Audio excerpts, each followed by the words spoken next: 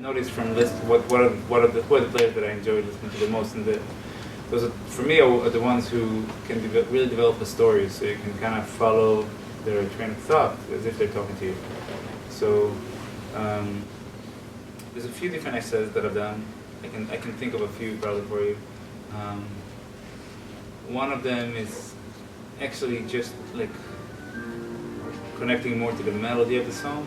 Like one thing that's really fun to do and try to expand is the ability to basically play the song, almost like a New Orleans kind of thing, where like you're not like all the way playing a solo, but like you're kind of improvising within the melody.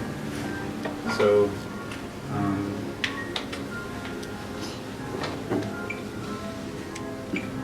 So this is 2 for the rebar. 1, 2, 3, 4. Let me put it in 2 and 4 actually. Usually I don't put things like on very, very close metronome markings. I like to keep the job of keeping the time for myself. So let's say play a few choruses of It Could Happen to You. Sorry, we stick with that tune for today, I guess. So let's say you play the first chorus just a little.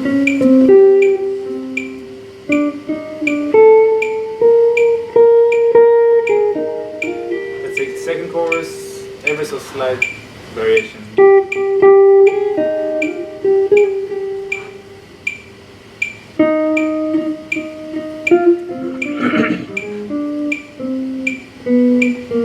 Right, let's say third chorus.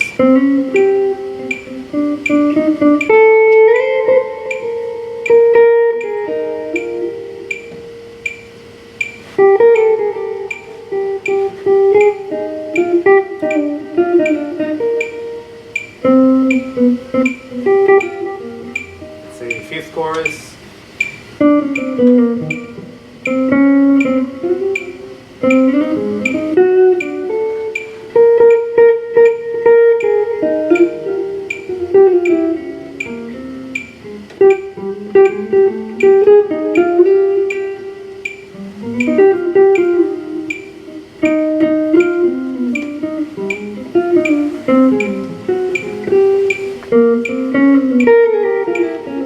Let's say seventh chorus.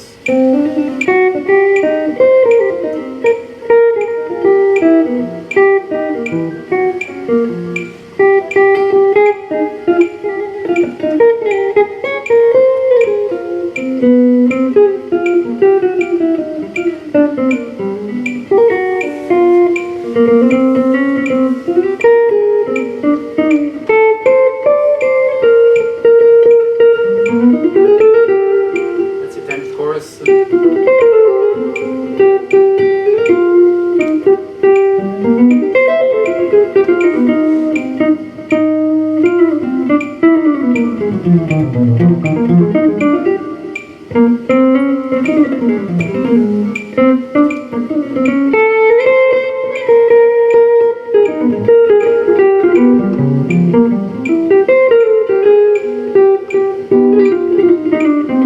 Let's say 15th chorus.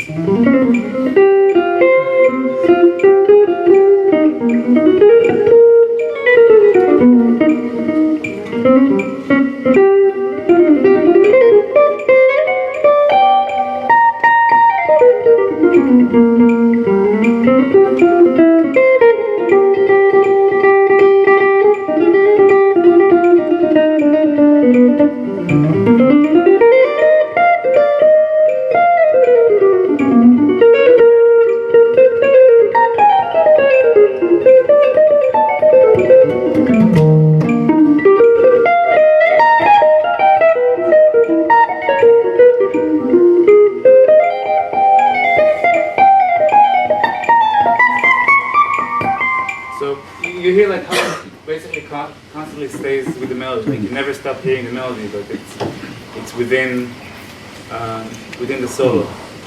And yeah, that's one thing that I feel like many times you hear people play, like they play this change is great and it sounds like a good strong solo, but you kind of forget what the song was in a way because you don't ever hear the melody. You know?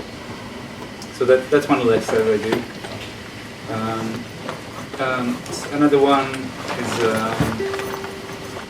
like taking only motivic information from the song and developing it into a solo. So let's say you take the first motif, right? That the second part of the melody is also already a developed motif. Now let's say I play a whole solo with just that one motif, okay? And the biggest goal in this exercise is to not make it sound like an exercise. So the thing that I don't want to do is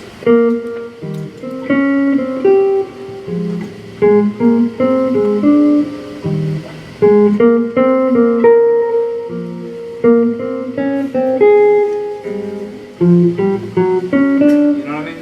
I'm trying to make it a little bit more disguised.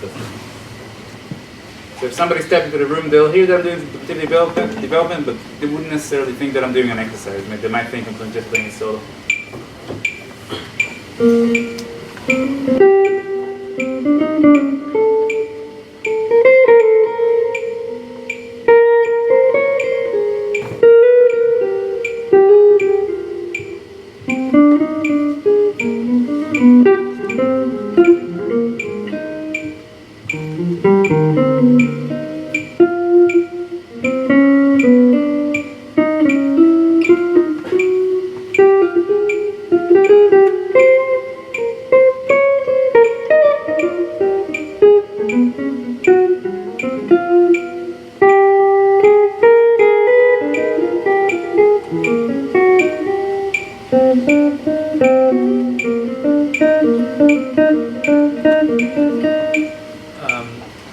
Then I can take the second phrase, so right,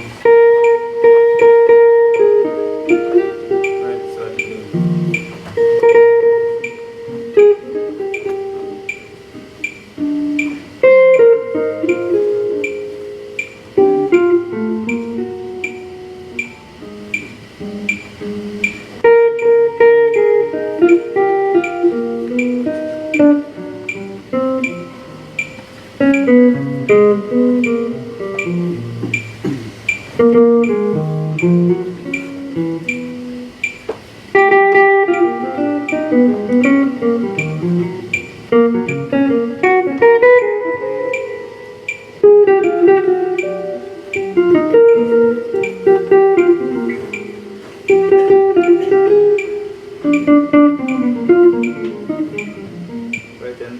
like sometimes I feel like I fell out of it. Like that's one of the things that's really hard about this kind of exercise. Actually, like maintaining your focus and remaining with the exercise and not just starting to play, right? So kind of being really critical of whether you're actually doing the exercise.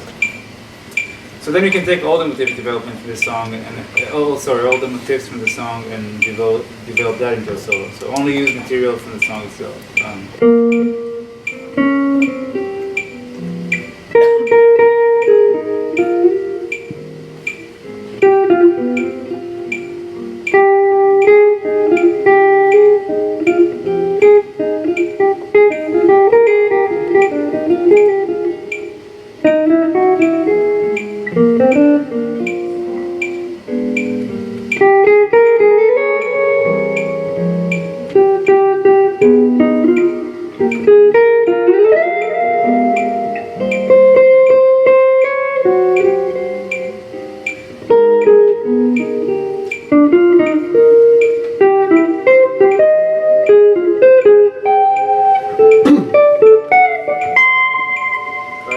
I took like 3 different motifs from the song and developed it. So I'll show you one last thing. So one cool exercise that I forgot who asked me. Sorry, I'm not looking at the person who asked me.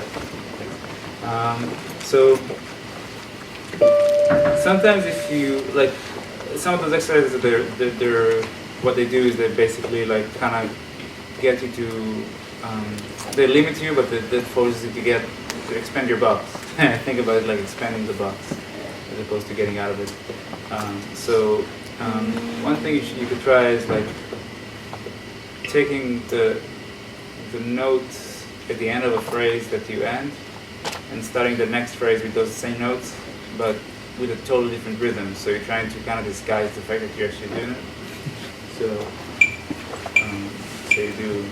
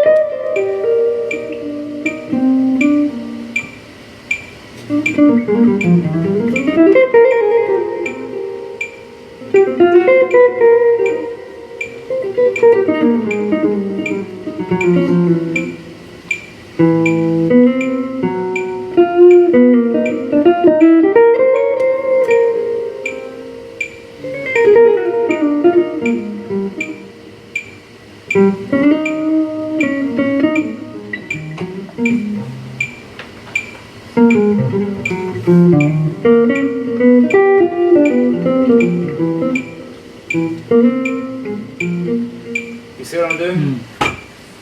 And what I don't know if you guys notice it. I mean, you couldn't really notice it, but for me, what I constantly feel is that like it forces me to play things that I would never play otherwise. Because the way you end a phrase is very different from the way you start a phrase. So reversing it kind of helps you like expand your vocabulary in a way.